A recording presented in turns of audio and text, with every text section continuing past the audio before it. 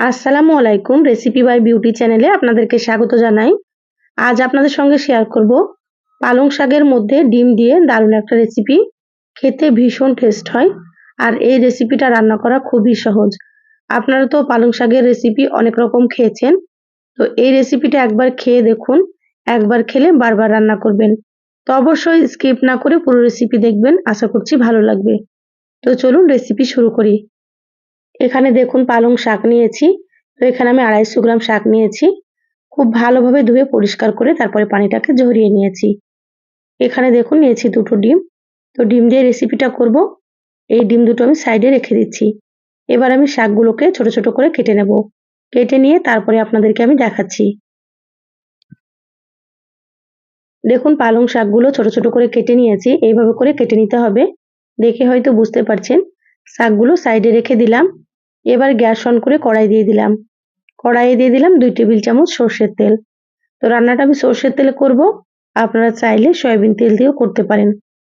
তেলটা হালকা গরম হয়েছে। এবার আমি এখানে দিয়ে দিলাম একটা মিডিয়াম সাইজের পেঁয়াজ কুচি আর এখানে 6 থেকে 7টা মতো দিয়ে দিলাম চেরা কাঁচামরিচ। আপনারা এখানে যেমন ঝাল খেতে পছন্দ করেন সেইভাবে করে কাঁচামরিচ দিয়ে দেবেন। এবার পেঁয়াজ আর কাঁচামরিচগুলো একটু নেড়েচেড়ে হালকা করে ভেজে নেব।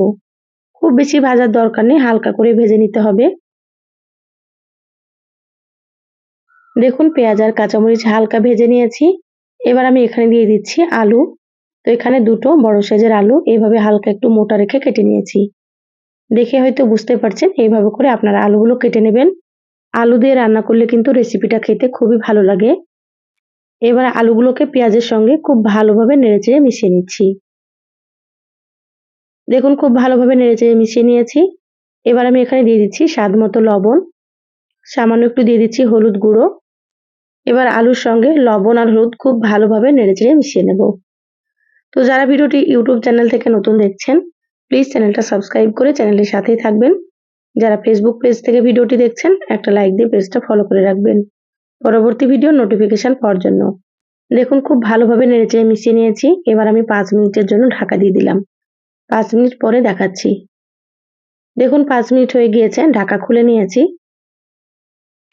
এইভাবে ঢাকা দিয়ে কম আঁচে আলুগুলোকে খুব ভালো মতো সেদ্ধ করে নিতে হবে। দেখুন সুন্দর করে একটু নেড়েচেড়ে নিচ্ছি। এখানে কিন্তু কোনো রকম পানি দেওয়া যাবে না, পানি ছাড়াই কিন্তু রান্নাটা করে নিতে হবে। তাতে করে খেতে অনেক বেশি টেস্ট হবে।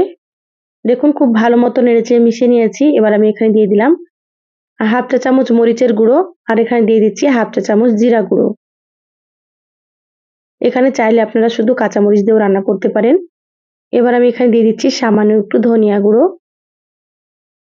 এবার সবকিছু একসাথে আবারও খুব ভালোভাবে নেড়েচেড়ে মিশিয়ে নেব।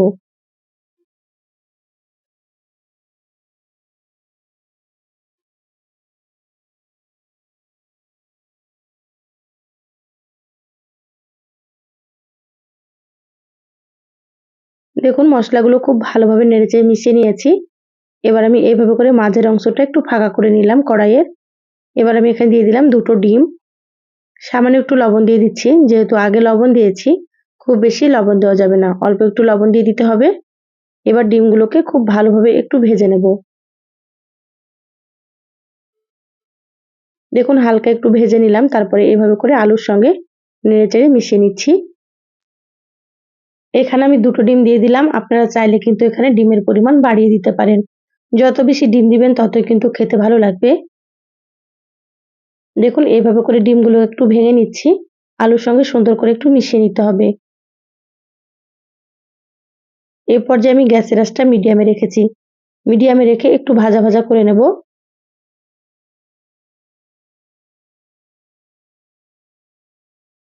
দেখুন ডিমগুলো সুন্দর মতো হালকা ভাজা ভাজা হয়ে গিয়েছে। এর থেকে বেশি ভাজার দরকার নেই।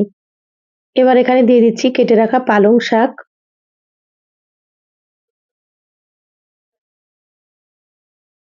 সম্পূর্ণ পালং শাকগুলো দিয়ে দিলাম।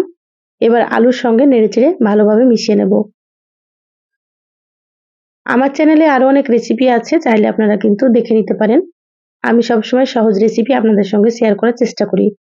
খেতে ভীষণ ভালো লাগে। আপনারাও একবার রান্না করে খেয়ে কমেন্ট করে জানাবেন আপনাদেরকে কেমন লেগেছে।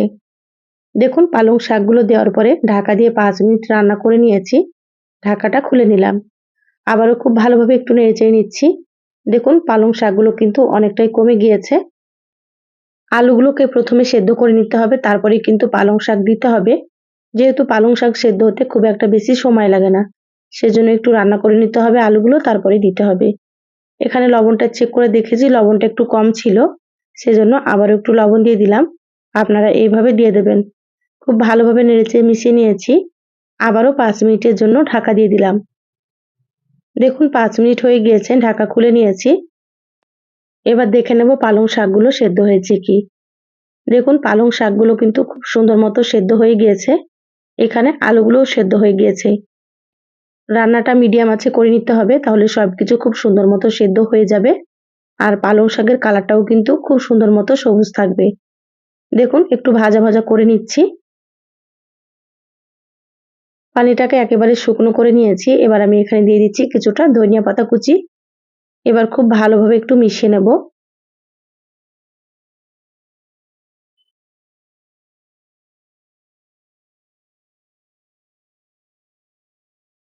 দেখুন ধনিয়া পাতা নেড়েচেড়ে খুব ভালোভাবে মিশিয়ে নিয়েছি।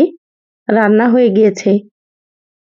এবার গ্যাস বন্ধ করে দিচ্ছি। ঢাকা দিয়ে 5 মিনিট রাখবো, তারপরে আপনাদেরকে আমি দেখাচ্ছি। দেখুন 5 মিনিট পর প্লেটে তুলে নিয়েছি, আর কতটা সুন্দর হয়েছে।